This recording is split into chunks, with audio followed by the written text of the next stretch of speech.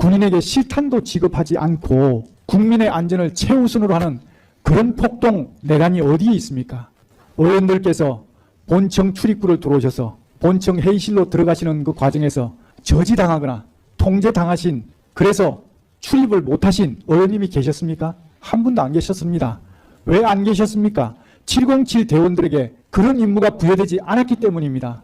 이것이 어떻게 폭동이고 내란이 될 수 있습니까? 존경하는 재판장님, 저는 육군사관학교를 졸업하면서 돌탑에 새겨진 문구를 보며 맹세했습니다. 내 생명 조국을 위해 바치겠노라고. 이 맹세는 지금까지도 이어지고 있습니다. 존경하는 재판장님, 하지만 이 재판에서 제가 무거운 형벌을, 무거운 중벌을 받을까봐, 중형을 받을까봐 두려운 것이 아닙니다. 이 재판 결과가 사랑하는 나의 조국 대한민국이 중국, 북한 공산사회주의 체제로 촉국으로 전락하는 그 마중물이 될까봐, 그 입구가 될까봐 두렵습니다. 김용현 피고인. 예, 앉아서 말씀하시면 됩니다. 우선 존경하는 재판장님, 저는 법률에 관해서는 기본 지식조차 없는 문외한입니다. 따라서 저의 경험과 기억을 바탕으로 해서 상식선에서 말씀드릴 수밖에 없음을 양해해 주시기 바랍니다. 먼저 존경하는 재판장님, 지금 특검에서는 합법적인 비상계엄을 내란으로 몰아가고 있습니다. 내란몰이의 핵심 키워드는 폭동과 국헌문란, 이 두 가지라고 생각합니다. 먼저 폭동에 대해서 간략하게 말씀드리겠습니다. 비상계엄이 진행되었던 2시간 반 동안 어느 한 지방에 평온을 해야 하는 그 어떤 폭동도 없었습니다. 폭력행위조차도 없었습니다. 오히려 국회에 파견된 707 요원들은 그 수많은 수모와 함께 폭동을 유인하는, 그리고 폭동을 유발하는 그런 요인이 있었음에도 불구하고 참고 또 참아가면서 국민의 안전을 생각하며 임무를 수행했습니다. 잘 아시지 않습니까? 그 결과 단 한 명의 사상자도 없이 임무를 마칠 수가 있었습니다. 군인에게 실탄도 지급하지 않고 국민의 안전을 최우선으로 하는 그런 폭동 내란이 어디에 있습니까? 의원들께서 본청 출입구를 들어오셔서 본청 회의실로 들어가시는 그 과정에서 저지당하거나 통제당하신, 그래서 출입을 못하신 의원님이 계셨습니까? 한 분도 안 계셨습니다. 왜 안 계셨습니까? 707 대원들에게 그런 임무가 부여되지 않았기 때문입니다. 이것이 어떻게 폭동이고 내란이 될 수 있습니까? 특히 국회에서 비상계엄 해제 요구 의결이 있자마자 바로 임무를 중지시키고 병력을 철수시켰습니다. 그 시간의 간격은 5분 정도로 저는 기억합니다. 이렇게 국회의 의결을 존중해서 신속하게 조치한 것이 어떻게 내란이고 어떻게 그게 폭동이 될 수가 있습니까? 혹여라도 내란이나 폭동과 관련해서 유발시키라는 그러한 지시를 받은 현역 군인 또는 경찰이 있었습니까? 없었지 않습니까? 그럼에도 불구하고 특검에서는 계속 폭동이라는 용어에 대한 의미조차 자의적으로 해석하면서 또 실체도 없는 카드라는 것을 가지고 폭동을 계속 주창하고 있습니다. 이것은 합법적인 비상계엄을 내란으로 몰아가기 위한 선동행위라고 저는 생각합니다. 두 번째, 국헌문란에 대해서 간략히 말씀드리겠습니다. 국헌문란은 거대 야당의 폐악질이 곧 저는 국헌문란이다 이렇게 생각합니다. 먼저 22번의 정부 주요 인사에 대한 탄핵 발의가 있었지 않습니까? 이 탄핵 발의, 그것도 탄핵 요건에도 맞지 않는 불법적인 탄핵을 통해서 국정을 마비시키려고 했습니다. 이게 국헌문란 아닙니까? 특정인의 재판, 수사와 관련해서 다수의 판검사를 탄핵하고 그리고 탄핵 급박해서 사법부의 기능을 훼손시키지 않았습니까?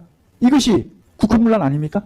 그리고 아이돌봄 예산, 청년 일자리 예산, 심지어는 우리 군의 초급 간부 수당 및 봉급 인상 예산까지 무려 4조 원이 넘는 그런 초유의 예산 삭감을 통해서 국민의 삶을 약탈하고 또 정부의 기능을 마비시키려고 했습니다.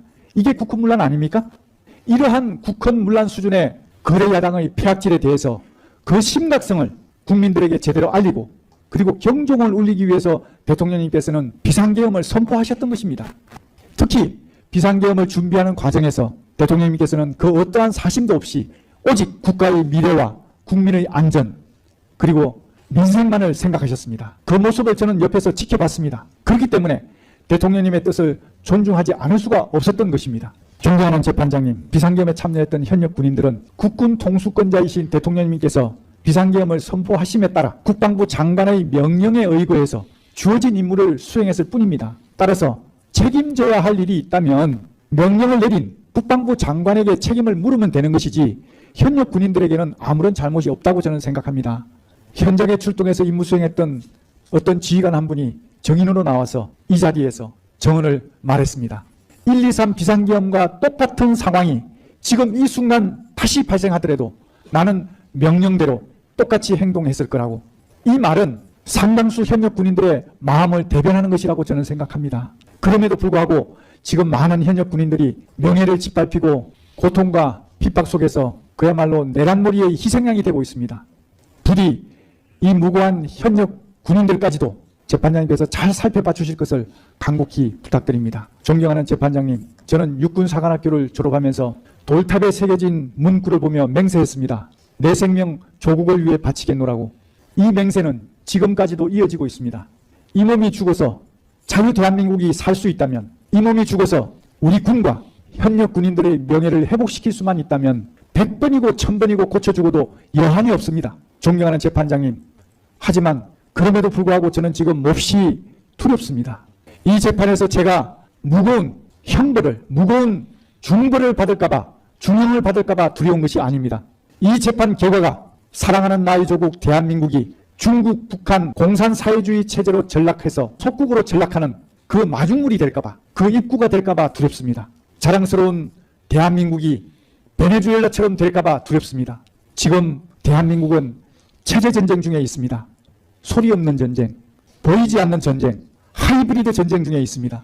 이 전쟁 결과에 따라서 대한민국은 미국, 일본 등 자유민주주의 국가들과 함께 번영을 지속해 나갈 것인가, 아니면 중국, 북한 공산사회주의 체제의 속국으로 전락할 것인가, 그 갈림길에 서 있습니다. 존경하는 재판장님, 부디 이 땅에 태어나서 이 땅에서 자라나 이 땅에서 살아갈 우리 후손들을 외람되지만 꼭 기억해 주실 것을 부탁드립니다.